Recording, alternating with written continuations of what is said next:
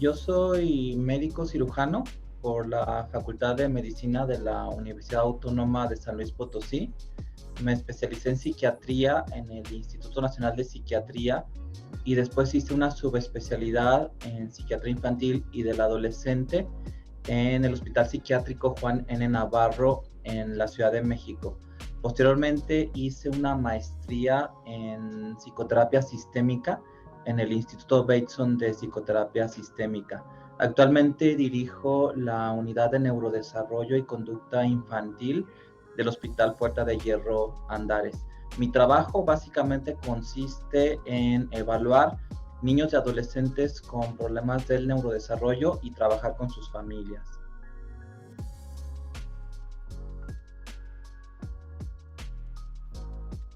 En la actualidad, los principales retos tienen que ver, por un lado, con el estigma, que sigue siendo un halo que aún rodea a los trastornos mentales, y por otro lado, viene a ser la cobertura de servicios. Y fíjate que es interesante porque estos dos retos tienen una complementariedad. El hecho de que haya un estigma todavía en los trastornos mentales y que lleve a las personas a no buscar ayuda especializada, de algún modo ha contenido la insuficiencia de los servicios de salud. De manera que si nosotros quisiéramos afrontar estos retos, tendríamos que incidir en ambos problemas. Por un lado, hacer divulgación sobre los trastornos mentales, que para esto un apoyo de mucho valor son las redes sociales para generar conciencia en la población. Por ejemplo, ahorita ya estamos muy cerca del 2 de abril, que es el Día Internacional para generar conciencia del autismo, y ahí todos, familias, médicos, podemos participar. Pero por otro lado también está el enorme reto de que tanto la medicina pública como privada pueda ofrecer servicios de calidad a la población, de manera que si las familias y los individuos detectan la presencia de un trastorno mental, puedan, con la información que tienen, buscar ayuda especializada.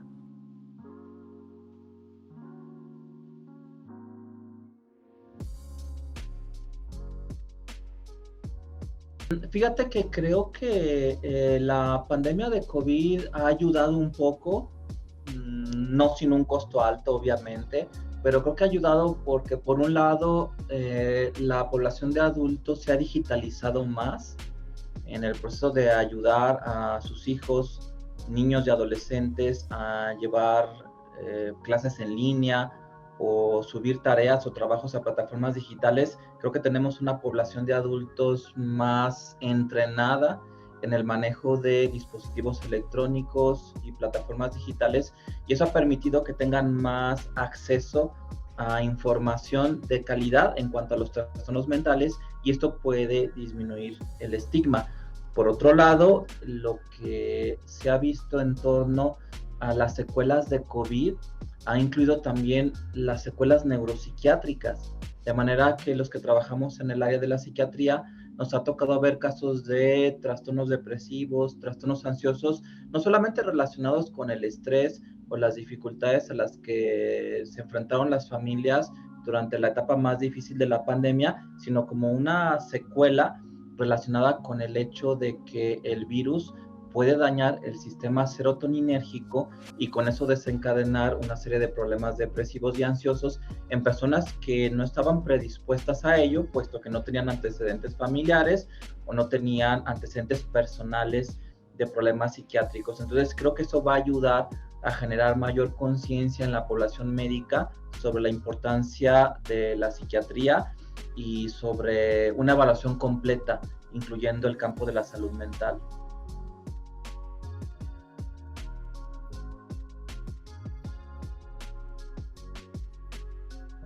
La otra vez hice el cálculo, es un cálculo aproximado, pero sí te pudiera decir que un estudiante de medicina durante sus años de formación, incluyendo el internado y el año de servicio social, dedica en promedio 30,000 horas a estudiar la medicina o a practicarla. Y dentro de estas 30,000 horas es muy poco el porcentaje o la proporción de horas dedicadas al estudio de los trastornos mentales. Me atrevo a decir que podría ser 1 o 2 horas de esas 30,000 horas de conocimiento o de ejercicio de la medicina para un estudiante. De manera que cuando se forma el médico en medicina general, prefiere escoger una especialidad donde tiene más conocimiento o ha recibido una mayor influencia, y se van hacia las áreas troncales, que son ginecología, pediatría, cirugía y medicina interna. Y tenemos una proporción muy baja de psiquiatras y todavía más baja de psiquiatras infantiles, porque me atrevo a decir que muchos médicos durante sus años de formación posiblemente no recibieron una clase o asistieron a alguna actividad académica donde se hablara sobre psiquiatría infantil. Entonces el reto está en las escuelas de medicina de aumentar la influencia que se tiene desde la misma enseñanza de la medicina para el aprendizaje de los trastornos mentales. Hace poco tiempo escuché a un pediatra decir que él se la pensaba 2 veces antes de derivar a un paciente suyo con un psiquiatra infantil. Y eso me parece interesante, lo dijo con mucha sinceridad y me parece representativo del estigma que aún pesa en la población médica. Muchos pediatras o médicos de primer contacto tienen dificultades para hacer las derivaciones porque todavía el estigma lleva a que el paciente se sienta ofendido cuando es derivado a un profesional con estas características.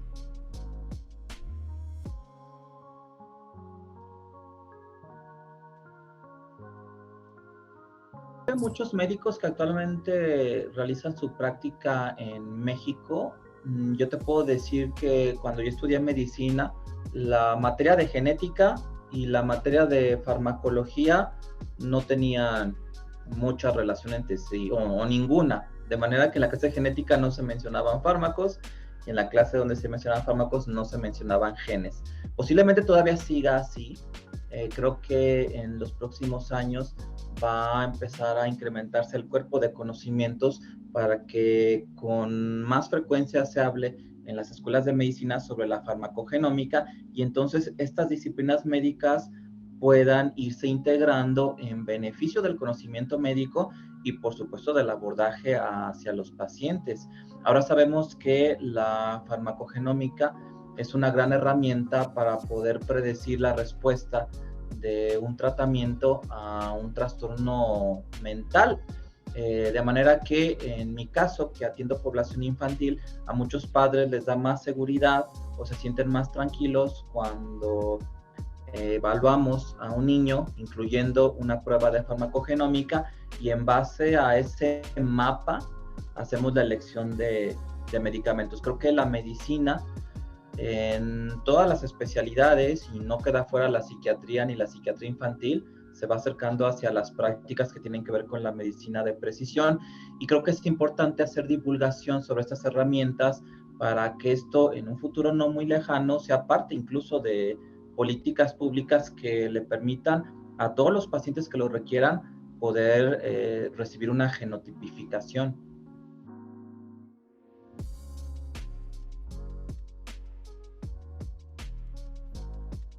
De un niño de 10 años con esquizofrenia, que es rara la esquizofrenia en niños tan pequeños. Fue un niño que lo evaluamos en el Instituto Jalisciense de Salud Mental.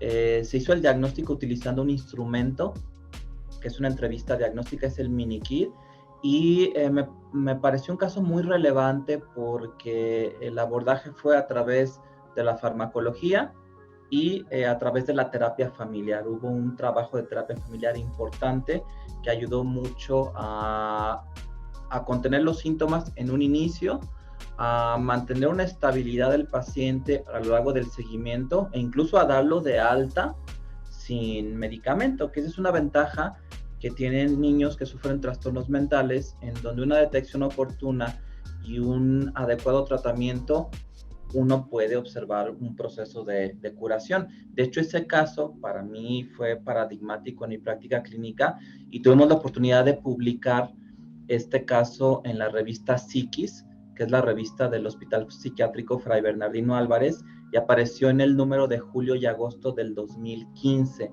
En ese entonces no contábamos con las herramientas de la farmacogenómica, pero ahora sería diferente. Cuando a este niño se le indicó un antipsicótico, que fue la risperidona, y que afortunadamente no generó efectos adversos y lo pudo mantener por varios años, ahora tenemos una mayor herramienta que nos permite predecir resultados, y creo que los niños con trastornos mentales pueden tener un mejor pronóstico si se hace una evaluación más amplia a través de estas herramientas.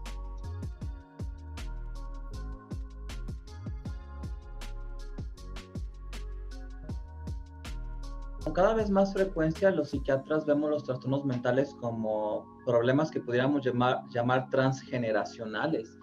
Entonces, un consejo que podemos dar y que seguramente generará impacto en las personas que el día de hoy están padeciendo trastornos mentales es mirar hacia atrás en su familia, y no va a ser raro que rastreando familiares, a veces tan cercanos como la madre, el padre, los abuelos, los tíos o los hermanos, encuentren síntomas parecidos a los que el individuo está presentando, y que muchas veces, si vemos generaciones atrás, pues ahí tenemos un claro ejemplo de la presencia de trastornos mentales que no recibieron atención, que no fueron atendidos, y todo el impacto que eso tuvo.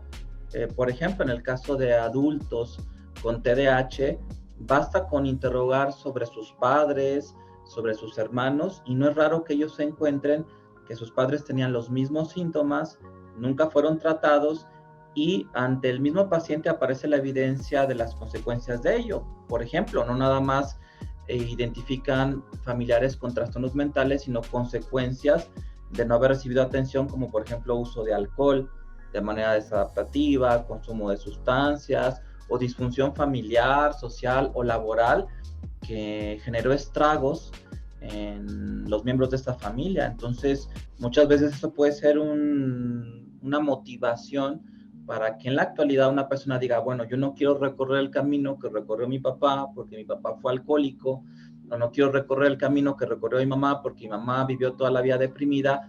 Yo sí me quiero entender, aunque eso represente una apertura hacia los profesionales de la salud mental. Es una pauta cultural. Octavio Paz decía en El laberinto de la soledad, hablando del mexicano, máscara el rostro y máscara la sonrisa. El mexicano se me presenta como un ser que se encierra y se preserva. Él retrata a los mexicanos como seres muy, muy encerrados y con mucha dificultad para mostrarnos ante los demás. Creo que ese es un reto que como sociedad tenemos que vencer para poder generar una apertura que pueda vencer el estigma y exista la oportunidad para recibir atención especializada.